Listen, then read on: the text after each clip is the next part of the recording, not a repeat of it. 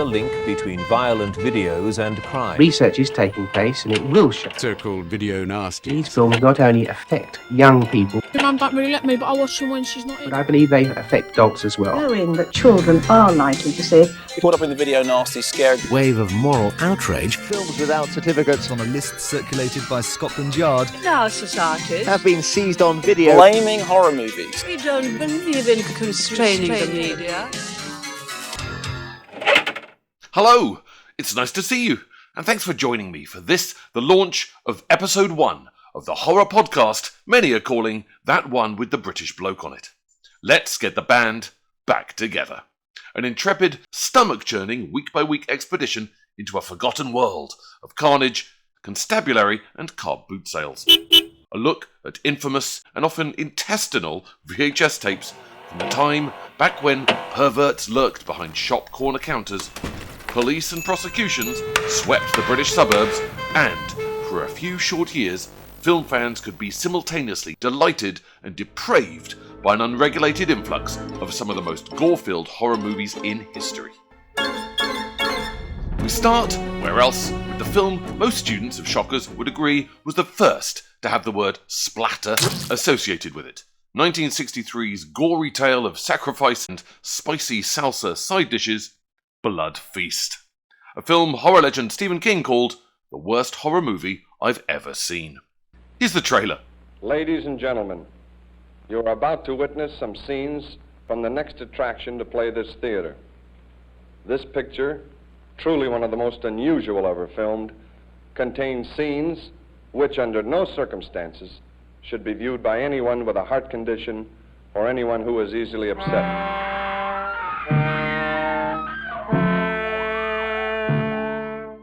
Okay, a few production details before we start our plot. Credits, of course, where credits are due. Directed by Herschell Gordon-Lewis, written by Alison Louise Down, Gordon-Lewis, David F. Friedman. Director of photography was again Herschell Gordon-Lewis. Music by, you guessed it, Herschell Gordon-Lewis. And sadly, the special effects, as far as I can see, go uncredited. It stars Thomas Wood, Mal Arnold, William Kerwin, Connie Mason, Lynn Bolton, and Scott H. Hall. At its release, if you weren't being dragged along to the drive-in for this, you might have been spending your $1.50 on Cleopatra, out at the same time, Hitchcock's The Birds, or the perennial example of why an entire generation of Brits grew up wanting to be Steve McQueen, but ended up looking more like Donald Pleasance, The Great Escape. So, double lock the front doors, lights out, grab a cushion to hide behind, get within lunging distance of a bowl of popcorn, and let's go. Herschell Gordon-Lewis's Blood Feast. We open in a small apartment. From the snappy decor, stylings, furnishings, and the amount of wall-to-wall formica, we're clearly knee-deep in the 1960s. The whole place looks like Truman Capote got let loose with a Habitat catalogue. And here she comes, a bottle-blonde bombshell, all piled high beehive and Monroe curvy wiggles. She's getting ready for her bath, it seems, in a manner that only happens when men are typing the screenplay. But rather than sultry saxophone soundtrack befitting this atmos, we have thundering timpani beating out an impending dum dum dum dum, like we were rowing a longship or summoning a pharaoh. Our bathing beauty flicks the knob of a nearby tranny, or what we would call turning on the radio, and as per many a TV detective show, outspools an announcement. A murder, a mutilated body, police request, women, lock your doors, stay inside, and so on. Our model seems unirked by this and proceeds to busy herself with towels and talc. Off comes the slinky polyester frock to reveal a Playtex pointy set of lingerie. Where is Leslie Phillips with an E-type jag and a well-timed ding-dong when you need him? Climbing into the bath, the timpani still thundering away, we close up on her reading material. Left to one side on the bath to avoid splashing is her choice of book. Not for her, the current 1963 bestsellers, The Bell Jar, The Planet of the Apes, or indeed Dr. Seuss's Hop on Pop. No, our heroine is thumb-deep in a leather-bound edition of Ancient Weird Religious Rites. But before she has time to sit back, allow some bubbles to teasingly give a glimpse of saucy nipple and justify the X-certificate, a shadow falls across the radox, there's a timpani frenzy, and dun-dun-dun, it's a killer, a murderer. It's what happens if Michael Richards and Charlie Chaplin have a baby. Dark suit, wild eyes, and the most preposterous sprayed grey pomp and eyebrows since Parker drove Lady Penelope, she screams, his knife comes down, Cut to his Marx Brothers style eye rolling as we see her flesh, her blood, all pink and squelchy on the end of his blade. A Rolf Harris stylophone takes over the two-note plodding soundtrack, and we see the poor woman's remains. She lies dead, with one eye removed. But Chaplain Richards doesn't stop there. From behind, we grimace at the elbow action, back and forth, as he saws away at something. We can only hope it's the shower unit. But no, turning, he holds aloft her lower leg. First an eye, now a leg, like it was some grotesque game of operation. But given the woman's nose doesn't light up and there's no buzzer, into the bag the items go. And he's away, leaving us to stare at the stumpy close-up of a poor female who will never again soap up a boob or enjoy clunky radio exposition. So let's cut to credits. Timpani is back, joined by the brass section as the legend is revealed. We are in the company of the modest Box Office Spectaculars Incorporated, a Friedman Lewis production. Over the image of the Sphinx, with a nose more missing than if she'd been a member of the Groucho Club during the 90s, it's Blood Feast. Blood spurts and squirts on the screen, and we get our cast and production list. And blimey, we're only 4 minutes in. If that's our victim and that's our baddie, hell, let's meet the heroes, the Homicide Bureau Chief of Detectives. In a fixed mid-shot, we meet our two cops, Detective Pete and his boss, Chief Detective Frank. Shirt sleeves, fags, oily hair, grey suits and tie clips, they're discussing a murder case. Got no breaks, no clues, no fingerprints. They got nothing, and they're pretty well damn pissed off about it, goddammit. Pouring coffee, hands on hips, chewing cigarettes and sweating in the Miami heat, they can do little, it appears, but discuss brutal killings, vent their frustration, read their lines off cue cards stuck to the pot plants, and request that Pete ensures emergency broadcasts repeat every half hour. Their plan appears to be to pace the room, swear, and hope the killer does it again, but this time with more carelessness. Sherlock and Watson, these chaps are not. But they're on the side of the angels, and our best bet at apprehending Richard's chaplain, so we'll just have to hope and wait. Now we're going shopping, so let's jump to a catering company sign. Yes, it's the delicious world of Fuad Ramses' exotic catering, all painted in a mock Egyptian style. And who is this behind the counter of dry goods and tinned meats? Holy hieroglyphics, it's Richard Chaplin, or as we now realise, Fuad Ramses. The hair is greyer and bigger, the eyebrows thicker and wilder, the complexion tanned, lacquered, and the eye rolling more akin to a bowling alley. But there's a ting-a-ling on the bell, and it's Fuad's only customer, or at least the only one we see, the only one we're concerned with, and possibly the only woman in Miami who requires Fuad's particular set of skill. Well, who is it? It's Dorothy Fremont, Fiddle-dee-dee, ain't she a well-to-do dame, with a fancy frock and big old spotty hat. She needs Fuad for a special occasion. It's her daughter Suzette's 18th birthday.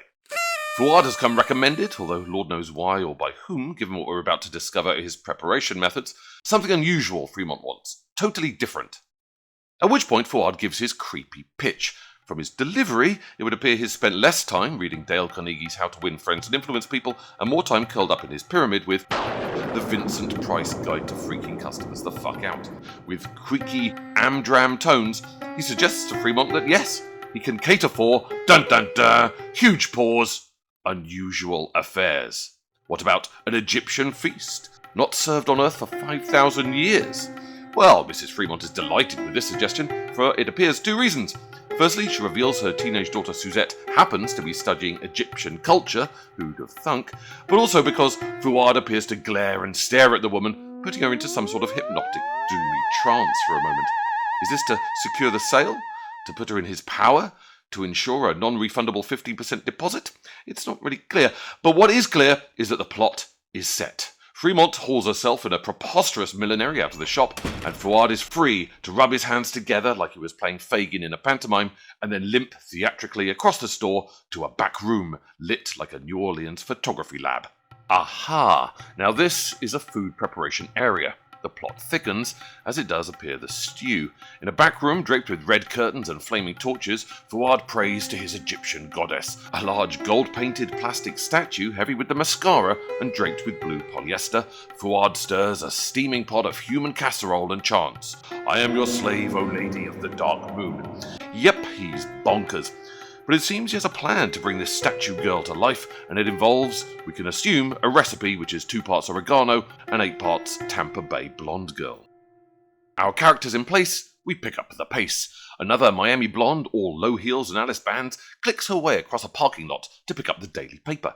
Handily holding it out at 45 degrees so she can't read it, but we can, we zoom in to see the splash headline, legs cut off. And then a quick montage cut around the town to see other distressed commuters reading the same news. It would seem a pathological killer is on the loose and the police can't find a clue. But let's see if that's right. A pathological killer is on the loose and we can't find a clue. Yep, we're back at the Homicide Bureau. Under harsh studio lights, the cops chewing and pacing once again in fresh shirt sleeves, new tie clips, and under another scoop of Brill cream. Have they just found out about the dead girl in the bath from reading the newspaper? Wouldn't surprise me. But what they do know is that our one-eyed hop-along bathtub beauty belonged to a book group. Is that a clue? Well, it's something. The cops decide to split up and actually do some police work besides drinking coffee and reading tabloids. One's off to the morgue, the other's going to hang about and see if someone else gets murdered. Well, surprise, surprise, someone's about to get murdered. No bath this time. Fuad is stalking the classic horror victim, the canoodling, kissing couple. They lie in what is either the soft glow of the Miami moon or the piercing glare of a Klieg spotlight on a Tampa beach. She's all capri pants and, "It's getting late, shouldn't we be getting back?" While of course he's all quiffy charm and, "Hey baby, I'm here now, prove you love me," which is, frankly unnecessary. But his aggressive heavy-handedness is short-lived as a timpani drum appears and Fuad is there. Quiffy charm gets a clonk on the head, Looney Tunes style, but she is not so fortunate. Organ chords, Phantom of the Opera, he plunges down upon her, fussing at her neck, all in shadow, blocking our view. Eventually he pulls back and we see, a close-up on his hands full of dripping innards. He begins to tidy away his kill with a gruesome shot of the poor girl, top of her head mutilated, blood and gore splashed all over the sand. A beach snake sniffs at the gooey remains.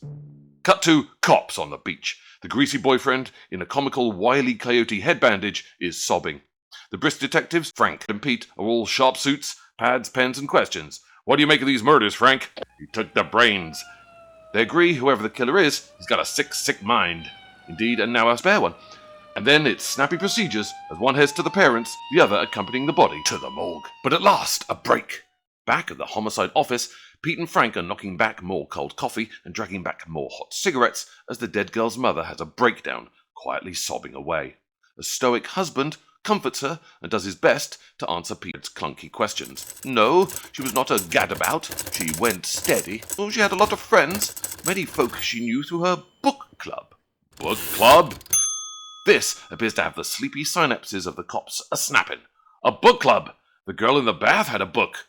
This, it appears, passes for some sort of clue, which I suppose it is if you only have a 67-minute runtime. Now we're back in Fuad's kitchen to see how the casserole is coming, like it were a Saturday morning cooking show. It's a miracle he doesn't have a couple of guests at the table as well, supping white wine and saying, "So is that just ordinary supermarket brains?" and chuckling about soggy bottoms. But no, under the red lamp, with a big iron school dinner pot, Fuad stirs the dry ice and entrails, chanting in his creaky Peter Lorre voice about the ancient formula needed for your rebirth. The statue stands to one side, decidedly unimpressed with his performance. Another murder? Hell, why not? Time's ticking on, and Fuad has a party to cater for in 2 weeks, of course. Now, whether the party meal and the rebirth of an Egyptian god are somehow linked isn't really clear at this point. Is the party merely another way of sourcing teenage ingredients? Or does the ritual require acolytes to chant and stand around holding twiglets? So far it's not really clear, but what we do know is that Fuad hasn't finished shopping. So we're back in the Miami sunshine as Fuad spies on yet another couple of randy lovebirds. Wheeling into their apartment complex in a Pulp Fiction-style block, a man, drunk at 2 in the afternoon, natty captain's cap on his head, bombshell beauty on his arm, wobbles about his convertible and takes his lady to the door. He's not gone 10 seconds before Fuad cues his local timpani and stylophone combo and knocks on her door, bursting past, hauling her to the bedroom. As if crossing off an imaginary shopping list, eye, check, leg, check, brain, check, he's now in the market for a nice bit of tongue. A grotesquely pervy, gropey fingering then commences as he shoves his digits into the poor girl's mouth and pretty much gets her face to third base. After far, far, far too long, she falls backwards and Fuad holds up his trophy, about 10 inches of fleshy pink teenager tongue. On the bed, the girl lolls and dribbles and makes a horrible mess for whoever has to clean the sheets. I mean, that's never coming out. Let me take a fast aside here and say, Back in 1963, when Lewis directed this piece of exploitation nonsense, you could say the word Ishtar without everyone who'd ever subscribed to Variety immediately thinking of the famously flopping 1987 Elaine May directed buddy comedy starring Warren Beatty and Dustin Hoffman of the same name. Pre-87, Ishtar was better known as the eighth gate to the inner city of Babylon, constructed of course in 569 BC. But those innocent days, thanks to May's reported $40 million loss at the box office, are lost in the sands of time. Oh well, where were we? Ah yes, Ishtar. According to this dreary lecture, which has Pete and Suzette in its thrall, heads tilted like dogs listening to Stockhausen records, this goddess Ishtar was worshipped by the Syrian people over 5,000 years ago. But, unusually for the time, helpfully for screenwriters, it was an evil worship type of love that thrived on violence and virgin sacrifice. Helpfully, Lewis doesn't miss an opportunity to gross out his drive-in audience at this point once again, so we are in pop video flashback territory for a few minutes on screen to illustrate the lecturer's point. As talk grows of slaughter and catching blood in bowls, we watch wispy dry ice and asps squirm over a woman's half-naked body. A knife is plunged into her sternum, deep into the hilt. Blade dripping, a man dressed as an oven-ready chicken plucks out her heart and gives it a good old pummely squeeze like it was an executive stress toy. We fade back to the lecture. We are reassured the cult died out by the second of the 15th dynasty, but it is still rumoured there are followers of Ishtar today. See you next week. Round of applause. The crowd mingle, leaving Pete and Suzette to ruminate on the glaring smorgasbord of murder clues which they've decided to absurdly not pick up on. Pete calls Frank at the station to catch up on any missed events, but nothing. The only clue they've got is that the surviving beach boyfriend spoke of seeing the killer's glowing eyes and grey hair. Not much to go on, especially if you appear, like these two, to be the worst policeman in the world. So gallant Pete offers Suzette a fatherly lift home, which is entirely appropriate given their age difference. In fact, a great-grandfatherly lift home would be more like it. Pete, randy old goat that he is, decides that the night is too nice and she's too near the age of consent not to take advantage, so they stop off at a Happy Days Inspiration Point style place, or its Tampa equivalent, for a little car-based canoodling. Are we safe? Suzette asks, and in the most reassuring, non-rapey manner, Pete states, "You might be safer with the killer than you are with me." Oh, for fuck's sake, Pete. A little small talk about how nice they both are, a little side exposition about how they're both enjoying their Egyptian culture classes. She tells him to stop talking, and they're about to do some harmless tops and fingers, or whatever they called that in 1963, balling the beaver or making out with their melons or whatever. But of course, they are interrupted by the car radio, an old-fashioned calling all cars bulletin. Another victim, aged 23. She's in critical condition. And frankly, listeners, I know how she feels. Well, that's ruined their snog. There's ineffectual police work to do. Later at the hospital, it's a sorry sight. The victim is bandaged up like the Invisible Man, just an eye slit and enough space for a mouth to explain what happened, while someone behind the bed plays a church organ. Well, she explains, she is Janet Blake. She was attacked by a man with wild eyes. He came from behind a bush. A horrible old man kept chanting it was for Etar, Etar. Exhausted by so much plot explaining, Janet then just collapses. The organist goes into double time. Medics shake their head. I'm afraid it's all over. Etar. This rings bells with Detective Pete and the entire audience, who are by now screaming at the screen. It almost sounds familiar, he muses. Oh, for Pete's sake. All they can think of is to bring in, quote, any man over 40 with a kind of record. Which, given the population of Tampa in 1963 was about 700,000 people, is going to take more than just one roomy van. But, oh well. It's been a few minutes since we checked in with Fuad, as we assume he's stirring half of Janet's face into his pyramid-flavoured pot noodle. So let's catch him back at the store, opening a letter that's placing an order for his best-selling book. Ancient Weird Religious Rites. Wait a second. You mean Fuad is the author? Is this how he's picking his victims? Is it important that the people he hacks to pieces have read his book? Does this make the stew taste better? Well, it's not clear. But what is clear is that someone called Trudy Sanders has written to him for a copy post-haste. A quick phone call, actually a tediously long call, as until the push-button phone gains ubiquity in about 2 years' time, we have to sit through the whole rotary dial palaver. He finds where Trudy is staying. Let's hope it's somewhere a bit sexy, think the men in the audience, who, having had the promise of the bathing blondes at the beginning, have gone limp waiting for something to happen. Well, of course, Lewis doesn't disappoint, and he knows his audience, as Trudy is sat about a swimming pool with other nubile 1960s cuties, all lipstick and bikinis, fluffy mules and beach balls. But no sooner have we had a few dozen shots of cleavage, midriff and lower bum cheek than Trudy's dried off and is leaving the party. Cue the timpani, of course, and Fuad is leaping from the bushes and carrying her away. Well, this is just getting silly now. The cops are dragged in to investigate Trudy's disappearance. They presumably question the 10,000 men over 40 to see where they all were in the last 24 hours, but fail to question Fuad, or indeed ask him what all that dry ice bubbling in his stockroom might be about. Back at his shrine, we find Trudy's predictable whereabouts. But for once, Fuad hasn't gone straight for the bread knife and stock cubes, for he needs fresh blood for his recipe, and either Ishtar or Herschell Gordon Lewis has decided blood, like fresh cream, is best served whipped. So, among the statues and fabric, Fuad whips and lashes at a chained-up Trudy, dark red blood striping and wiping across her bare back as she screams, and screams, and screams. Fuad eventually tires of this trope and catches the running rivulets of red in a silver cup, to presumably act as a nice spicy dipping sauce. Ishtar? Ishtar? Like it was a clue on the 1980s game show 321, 100-ton penny drops. And, back at the station, Pete suddenly remembers where he's heard the word. A slow rotary dial, and he's got the lecturer on the line. Ishtar, the blood feast of Egyptian goddesses, Fuad Ramses, author of Ancient Weird Religious Rites. That's all the crack detective Pete needs. Alert all cars, go to the caterers, get Frank Mason over here fast. I think we got our killer. We'll just have 20 minutes more for the cops to wrap this all up. There's more thunderous church organ as Fuad slides dismembered body parts into what appears to be a cold pizza oven. A long pause, and then before you can say, "You sure can rehydrate a pizza," copyright Robert Zemeckis, 1989, all rights reserved, out slides a sizzling piece of leg. Fuad's feast is nearly prepared. Outside, the cops are pulling up in the sunshine.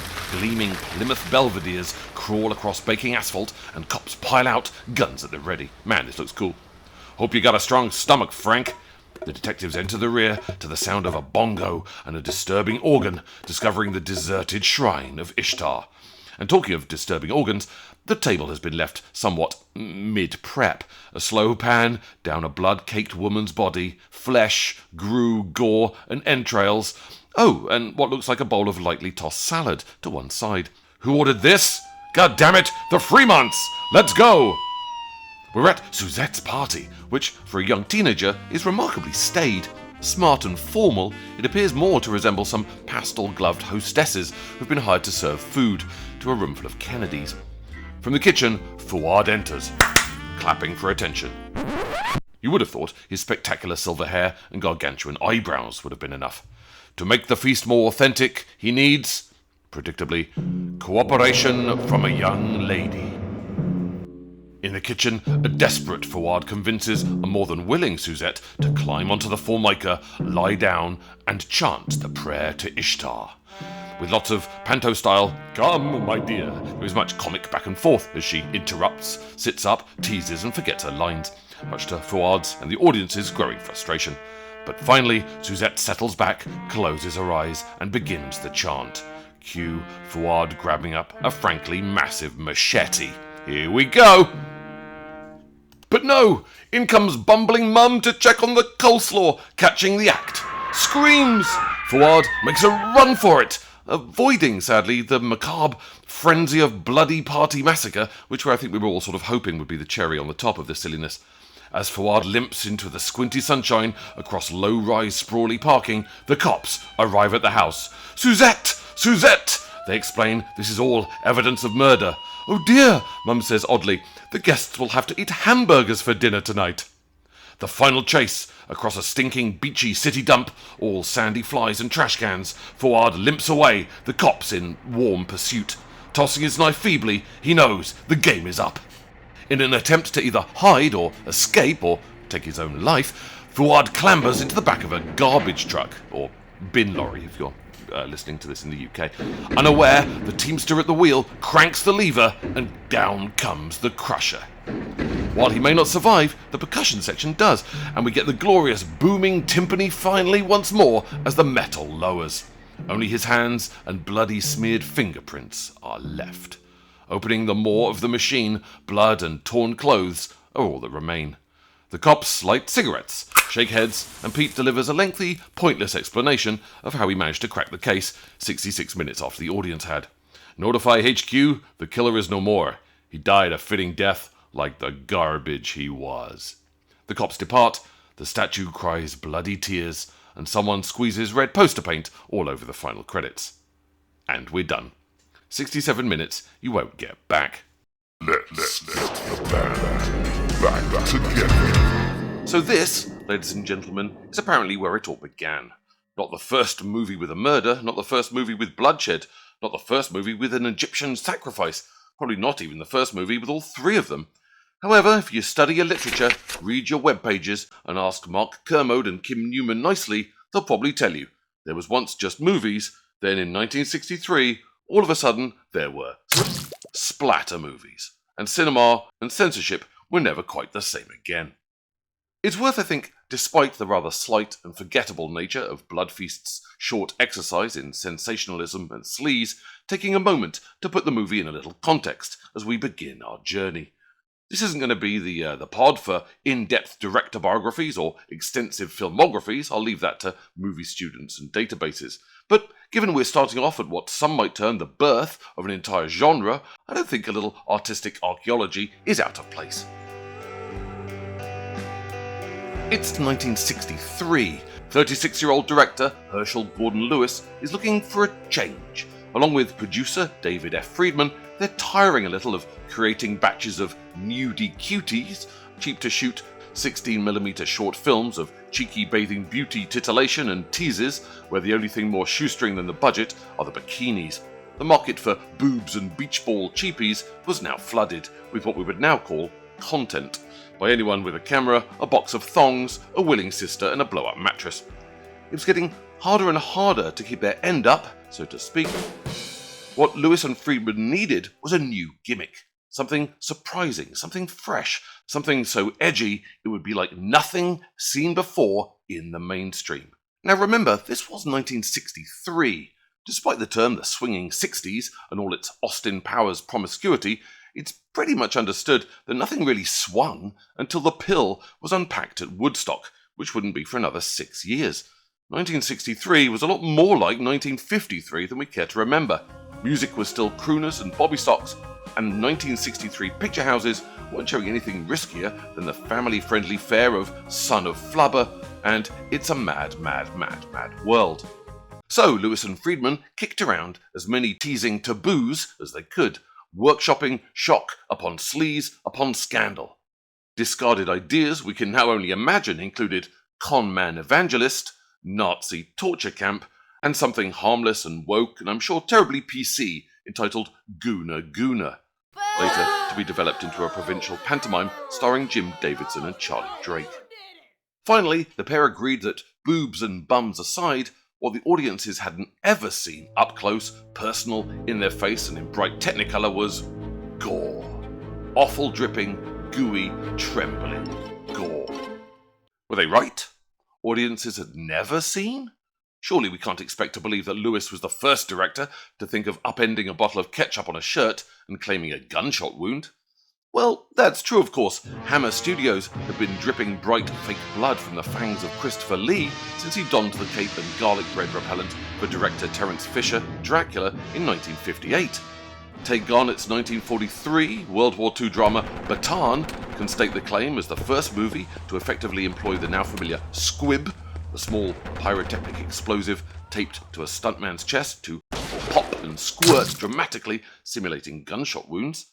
Plus, if we're really trawling through the archives, D.W. Griffith's Intolerance has its fair share of clarity, brutality, and that was in 1916.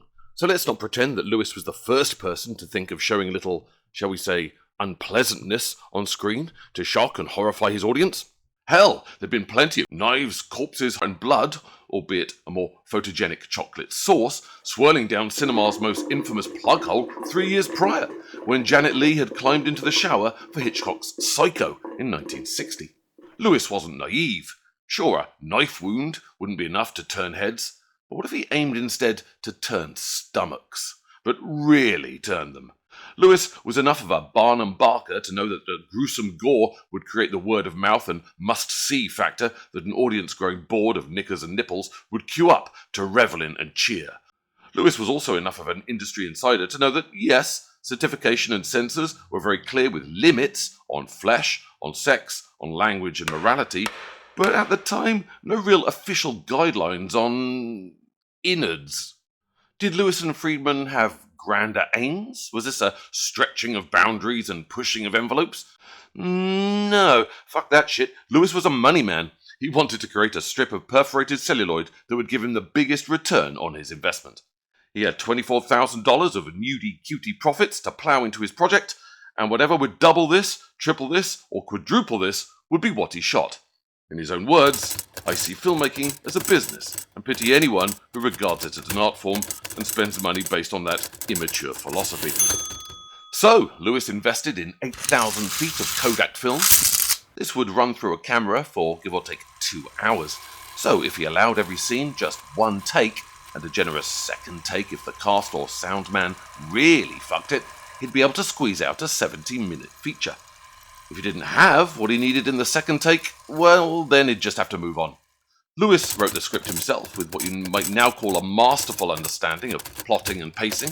One can't argue that Blood Feast hasn't a wasted scene. Victim, murder, cop, victim, murder, cop, victim, murder, cop. Credits. Shooting took place over a planned 7 days in and around Miami Beach's Suez Motel, but Lewis's relentless shoot and move, 2-take method ensured the whole shebang was in the can in just 5 days. Casting was a masterstroke of exploitation, savvy, nous and contacts. As Lewis knew, if you're going to get drive-in teens to sit through 67 minutes of fleshy slaughter, Playboy Playmates are definitely the flesh punters are going to want to see slaughtered. Leaning on his nudie-cutie cast list, Lewis corralled centerfolds Connie Mason, Christy Fushi, and Astrid Olsen, and a whole swimming pool's worth of busty beauties to keep the crowd leering and cheering. Aside from just some shapely ladies to succumb to the bloody hacking, Lewis needed 1 or 2 actual actors.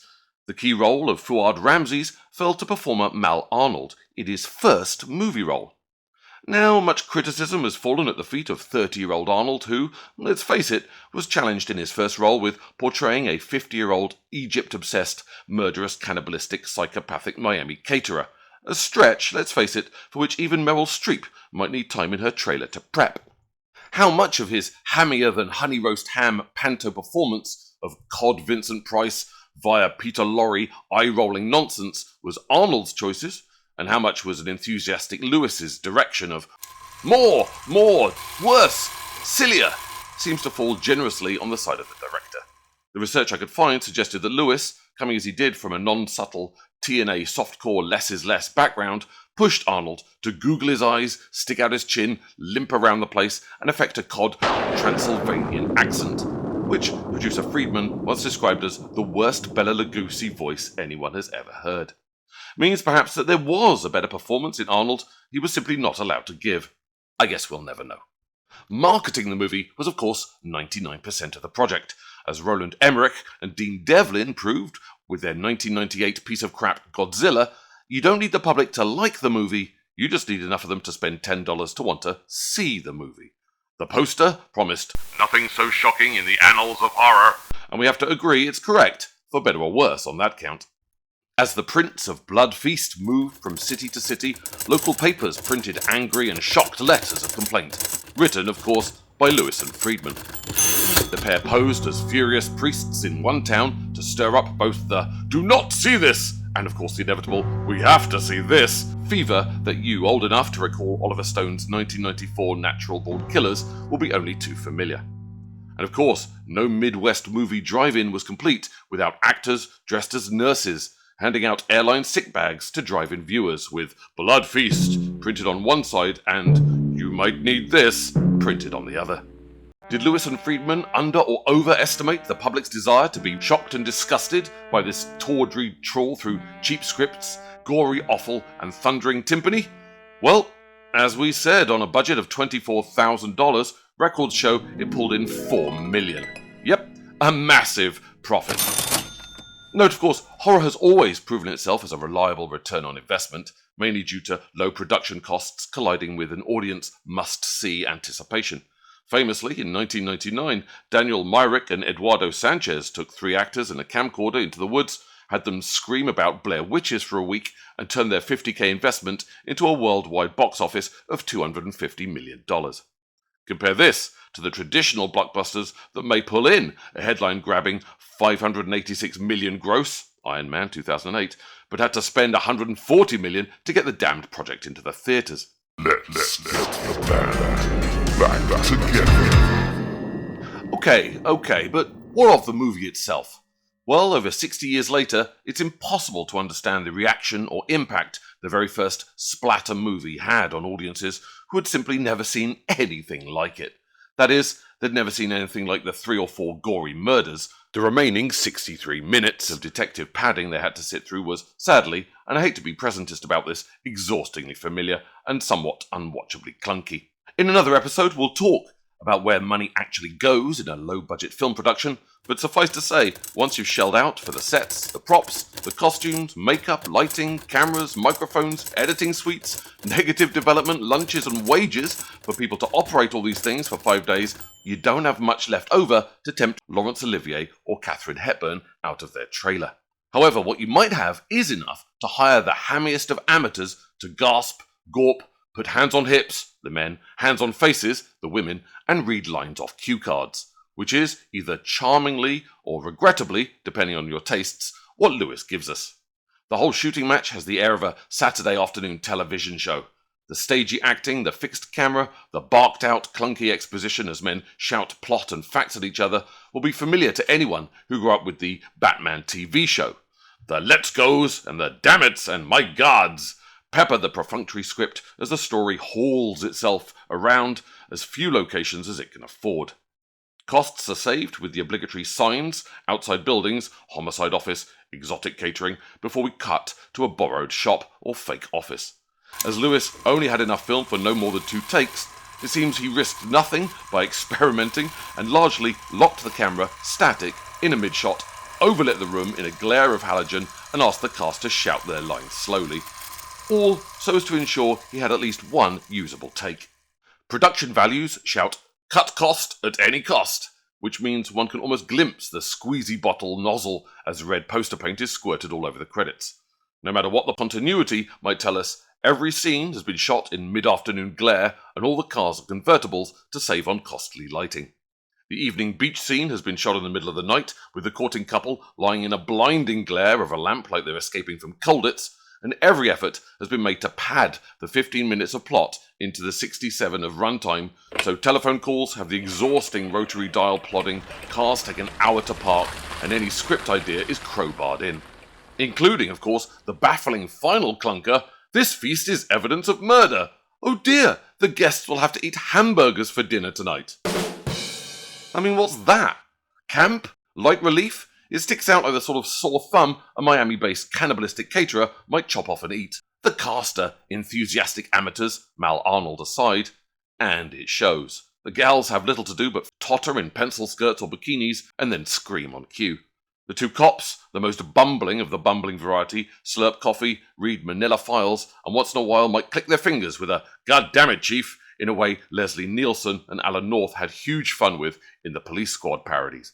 Arnold really does add as much ham as he can as he croaks out his lines, somewhere between Alec Guinness, "Things have been ready for a long time, Vincent Price, and oddly, a sort of George Takei voice. The lecturer on Egyptian cults is a stern, po-faced gent from the Howard Cosell School of Broadcasting, and if you've ever seen the wild-eyed junkie from The Big Bang Theory try and pull off despair and pain in Sheldon's apartment, you'll recognise the boyfriend on the beach's techniques. The music, Gordon Lewis himself, has the simplicity of John Carpenter, but with none of the class or style. John Woodglue, if you like. When drums aren't pounding out thunderous 2-note heave-ho, Rolf Harris appears to take over on a battery-powered stylophone. When Harris is in court, of course, it's off to Temple for some dragged-out Hasidic cello. Back together. Nasty, though? It's been said that just as the severed ear of cop Marvin Nash, played by Kirk Baltz, in the hands of Mr. Blonde, Michael Madsen, pretty much made Quentin Tarantino's career, so the tongue of actress Astrid Olsen and its violent removal made the career of Gordon Lewis. Lewis has huge fun piling the gore onto the gore in order to shock and delight his drive-in crowds. Eyes are gouged, legs chopped, brains extracted, tongues wrenched, backs whipped, and hearts removed. There's plenty to have the audience squirming. The effects are gruesome, the blood bright and runny, the offal gooey and drippy, the meat raw and squelchy. Yes, once in a while the budget shows. Our first victim's eye removal is nothing more than half a pot of umbral household cavalry red paint pooling in her eye. Her removed leg is little more than an Arctic roll or a discarded Mr. Blobby costume. The hacked-off stump is more chickeny than one might expect. Lewis is generous with the red paint, allegedly just red dye and kaopectate. The murders are well lit, in your face, and in the case of the motel tongue removal, not a little sexual. More silly than nasty, more camp than carnage perhaps, but certainly Blood Feast earns its place as the very first of its type for pure check this out cheek, and set a bar the next 5 decades would see directors reach for, skim, and, much to the delight of horror fans, clear with feet to spare. Of what are we reminded? Well, nothing in the canon so far, as we're starting, as it were, at movie zero. It's from Blood Feast that the splatter genre really grew, and movie after movie would take its stalk-and-slash premise, its ancient occult chanting, and its helpless blondes, and do wild and crazy things. As far as the aesthetic, though, glorious gore aside, it has the lovely, snappy, sharp suits, sunny sedans of that Saturday cop show era. Hats, skinny ties, cigarettes, palm trees, the whole thing is cooler than Mancini with a martini. Back together. Where do I find it? Where relevant, it'll be helpful and I hope interesting to trace the history of our upcoming journey through the courts, cuts, distributors and censors. Another episode will take us through in more detail the messy political history of the video nasty moral panic and the ensuing headlines and legislation, but suffice to say, many of the tapes we'll be sliding into the VHS have had something of a checkered and untidy past. Released, cut, re-released, recut, with extra or missing scenes, a new title, a new cover, available, unavailable, banned or promoted, and at either end, either winding up never to be seen again, legally in the UK, or now free to watch on Netflix. As for Blood Feast, it appeared on video from Continental Video, a distribution house founded in 1984 by father and son duo Jack and Jim Silverman. Due to its title and gory cover art, it gathered infamy as being the oldest made movie to make it onto the infamous Department of Public Prosecution's Video Nasty Official 39 list. The confusing and contradictory details of this list to follow later, but in short, this meant any video store or distributor caught selling or stocking Blood Feast could be fined or jailed. By the late 1990s, a version was doing the rounds on VHS, released by Something Weird Video.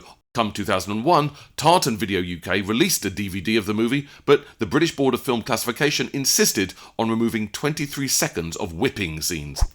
4 years later, however, finally the censors allowed a full version, whipping and all, to be made available when Odeon released the 18 Certificate 2005 DVD. 2017, Arrow Video released the now familiar DVD and Blu-ray double pack, with features including interviews, outtakes, commentary, and Scum of the Earth, Herschell Gordon Lewis's 1963 feature. Oh, and for completists, don't forget to check out the much more comic 2002 sequel, Blood Feast 2, All You Can Eat.